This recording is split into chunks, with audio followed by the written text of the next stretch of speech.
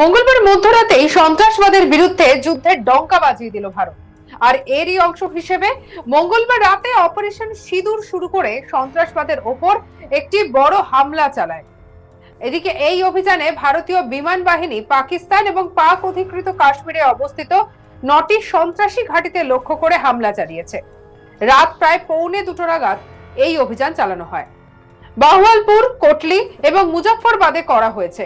আর এই পদক্ষেপের কিছুক্ষণ পরেই প্রতিরক্ষা মন্ত্রী রাজনাথ সিং এক্স হ্যান্ডেলে একটি পোস্ট করে ভারত মাতা কি জয় লিখেছেন। 7ই মে ভারতে যুদ্ধ প্রস্তুতি মূল্যায়নের জন্য একটি মক ড্রিল রয়েছে। কেন্দ্রীয় স্বরাষ্ট্র মন্ত্রক 7ই মে সারা দেশের 244টি জেলার নাগরিক নিরাপত্তার জন্য মক ড্রিল পরিচালনার নির্দেশ দিয়েছে। আর এদিকে কেন্দ্রীয় সরকার বুধবার দিল্লি, উত্তরপ্রদেশ, বিহার, উত্তরপ্রদেশ এছাড়া ওড়িশা, পশ্চিমবঙ্গ সহ রাজ্যগুলিতে দেশব্যাপী নাগরিক প্রতিরক্ষা মক ড্রিল আয়োজনের কথা ঘোষণা করেছেন। এই দুই দেশ ভারত এবং পাকিস্তানের মধ্যে যদি সত্যিই কোনো যুদ্ধের পরিস্থিতি তৈরি হয়, তাহলে কলকাতার উপরে হামলার ঠিক কি প্রভাব পড়তে পারে, বাংলাদেশে বা এই পরিস্থিতিতে কি প্রভাব পড়তে পারে, বা বাংলাদেশকে এই পরিস্থিতিতে কলকাতার উপর হামলা করবে, এই বিষয়ে ডিফেন্স বিশেষজ্ঞ আর কে শ্রীবাস্তব ঠিক কি বলেছেন শোনাবো আপনাদের।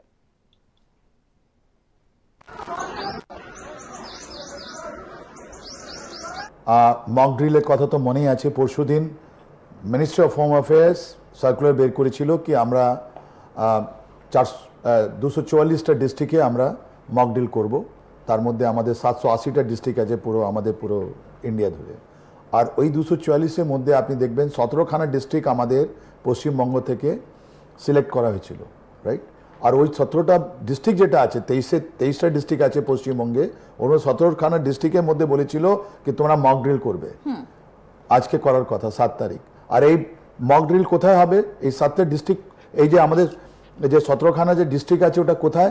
এসব আপনার কুচবিহার থেকে, জলপাইগুড়ি থেকে, নর্থ অ্যান্ড সাউথ দিনাজপুর থেকে, আপনার মালদা নিয়ে আপনার নদিয়া থেকে, আপনার নর্থ 24 পরগনা, সাউথ 24 পরগনা, আর ওইদিকে একটু, রাইট। কেন এটা করা? এটা অ্যাসেসমেন্ট আছে, ইন্টেলিজেন্স অ্যাসেসমেন্ট আছে যে এই 9 মাসে ইউনুস যিনি আছেন, ওনার যে মৌলবাদী লোক যারা ওদের ইন্টারিম গভর্নমেন্টে আছে, ওরা আর পাকিস্তানের আইএসআই মধ্যে একটা চুক্তি আছে। এই লেফটেন্যান্ট জেনারেল হাসান, যে উনি পিএসও, ওনার প্রিন্সিপাল স্টাফ অফিসার আছেন, উনি গিয়েছিলেন পাকিস্তানে, রাইট। ওদের কোয়ার্টারমাস্টার উনি পাকিস্তানে আইএসআই কে রিসিভ করেছিলেন, আর পাকিস্তান আইএসআই কে ওরা উইন্ডশিল্ড ট্যুর দিয়েছিলেন। তারপরে ওদের ইউএভি গুলো ছিল অনেকগুলো। আপনি যদি ডট গুলো কানেক্ট করেন এই 9 মাসের, ওর মধ্যে যে বাংলাদেশের মধ্যে থেকে যেটা অ্যান্টি ইন্ডিয়া সেন্টিমেন্টটা বেরোচ্ছে, আর তারপরে ওদের হাতে যেরকম জিনিসপত্র আছে, yes, two front war his possibility. আমাদেরও অ্যাসেসমেন্ট আছে যে বাংলাদেশের মধ্যে যেটা মৌলবাদী লোক আছে, ওরা আমাদের উপরে আক্রমণ করতে পারে ফ্রম বাংলাদেশ, মিলিটারিলি আর হাইব্রিড ওয়ারফেয়ার। গত কয়েকদিন ধরে স্যার একটা বক্তব্য মোহাম্মদ ইউনূসের ভীষণ ভাবে আমরা দেখতে পাচ্ছি যে যুদ্ধের জন্য প্রস্তুতি নাও, যুদ্ধ যখন করতে হবে তখন জেতার জন্য প্রস্তুত থাকতে হবে। সেটা কি এই রকম একটা পরিস্থিতি আসতে পারে? এটা কি আজ পেয়ে এই ধরনের বক্তব্যগুলো উঠে আসছে? আপনি তো প্রফেসর ইউনূসের কথা বললেন কি তুমি যুদ্ধের জন্য এয়ারফোর্স স্টেশনে গিয়েছিলেন, উনি ওখানে বলে আসলেন, রাইট। কিন্তু ওনার একজন মেজর জেনারেল সাহেব আছেন যিনি বাংলাদেশ বিডিআর যেটা বলি, বর্ডার ডিফেন্স রেজিমেন্ট, ওর যিনি করছেন, মেয়ে বললেন কি আমি নর্থ ইস্ট দখল করে নেব, চলো। যখন ইন্ডিয়া যদি অ্যাটাক করবে বা পাকিস্তানের সঙ্গে যদি ইন্ডিয়া যদি কোনো যুদ্ধ হয়, তাহলে আমরা নর্থ ইস্ট আমরা করব। এই ইউনুস যিনি আছেন, উনি নর্থ ইস্টের কথা বারবার বলেছেন। এই ইউনুসকে যখন জিজ্ঞেস করা হচ্ছে, বললেন না আমি জার্নাল নয়, তাহলে কে বলেছে ওনাকে কি আমাদের নর্থ ইস্টকে দখল করবে? তাই এই যে ইউনুস আছেন, ওনার যে ইন্টারিম গভর্নমেন্ট আছে, ওদের যে HM আছে, ওর মধ্যে যে হিজবুত তাহির আছে, ওর মধ্যে হিফাজে ইসলাম আছে, ওদের হাতে এই যে চট্টগ্রামে যতগুলো লোক জিনিসটা আপনার কন্টেনারে এসছে, ওর মধ্যে কি এসছে? ওর মধ্যে এক্সপ্লোসিভ এসছে, ওর মধ্যে মিসাইল কম্পোনেন্ট এসছে, আর ওখানে লঞ্চ প্যাড আছে। আর তাই জন্য আপনি দেখবেন অনেক জায়গা চট্টগ্রামতে, অনেক জায়গা বাংলাদেশের লোককে ঢুকতে দিচ্ছে না, জানতে দিচ্ছে না কি ওখানে হচ্ছেটা কি। আমার পুরো এটাই আছে কি আমাদের যে অ্যাসেসমেন্ট ছিল আসাম আর এই পশ্চিমবঙ্গ নিয়ে, আর তারপর দেখুন ওরাই বললো আমরা কলকাতা দখল করব, আমরা তো বলিনি। ওরাই বললো আমরা ত্রিপুরা আগরতলা চলো, এটা করলো। তো ওখানে একটা গ্রুপ আছে যেটা আর্মির মধ্যেও গ্রুপ আছে, বাংলাদেশ আর্মির মধ্যে একটা গ্রুপ আছে, ফান্ডামেন্টালিস্ট গ্রুপ আছে, যারা জামাত ইসলামের যারা যারা সাপোর্টার, ওদের হাতে তো অনেকগুলো জিনিস আছে, তাহলে ওটা তো আপনাদের ইস্তেমাল হবেই হবে। তা আমাদের পুরোপুরি এটা ইয়ে আছে, অ্যাসেসমেন্ট আছে, আমাদের পুরোপুরি অ্যাপ্রিহেনশন আছে যে বাংলাদেশ আর্মি থেকে, বাংলাদেশের মাটি থেকে, স্পেশালি চট্টগ্রাম থেকে আমাদের কাছে কিছু হতে পারে। ম্যাপের মাধ্যমে আপনাদেরকে আসুন দেখাই যে কিভাবে এটা হতে পারে।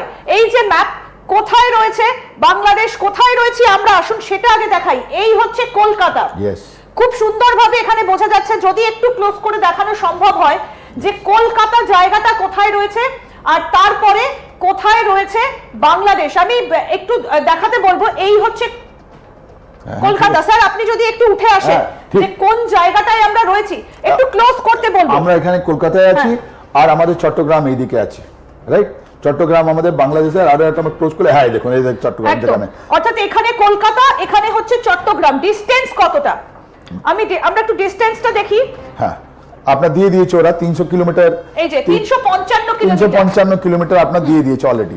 না এই যে মিসাইল গুলো ফায়ার হবে, এই মিসাইল গুলো 3 রকমের ফায়ার হবে। আপনার মনে আছে এরা আমাদের বর্ডারের দিকে আগেই আর আমাদের এরা ম্যাপিং করে নিয়েছে এদের কাছে। এটা কোথা থেকে ফায়ার হতে পারে, মানে চট্টগ্রাম থেকে আপনি আশঙ্কা করছেন যে ফায়ার হতে পারে কলকাতার দিকে? চট্টগ্রামে ওরা মিসাইল অ্যাসেম্বল করেছে, যার মধ্যে ওয়ারেড আছে, প্রপলেন্ট আছে, সবকিছু আছে।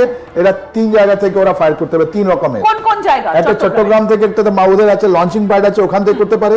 তারপরে এদের হাওয়াই জাহাজ আছে, সামরিক বিমান আছে, আচ্ছা, ওখান থেকে করতে পারে। আর তৃতীয় ওদের কাছে ইউএভি আছে, টার্কি ইউএভি, মনে রাখবেন। এই যে দেখুন চট্টগ্রাম সেনানিবাস, এই যে এই জায়গাটা চট্টগ্রামের ভেতরে, চট্টগ্রামের মিলিটারি চট্টগ্রামের ভেতরে, এই যে এর কাছে মিলিটারি এর কাছে এখানে এয়ার ফোর্স স্টেশন আছে, আর্মি স্টেশনের টেন্ডিভ আছে। এরা এখান থেকে এদের একটা সিলো আছে, এখানে অনেকগুলো জিনিস আছে চট্টগ্রামে, শুধু আর্মিও নয়, ওখানে এয়ার ফোর্সও আছে, নেভিও আছে চট্টগ্রামে।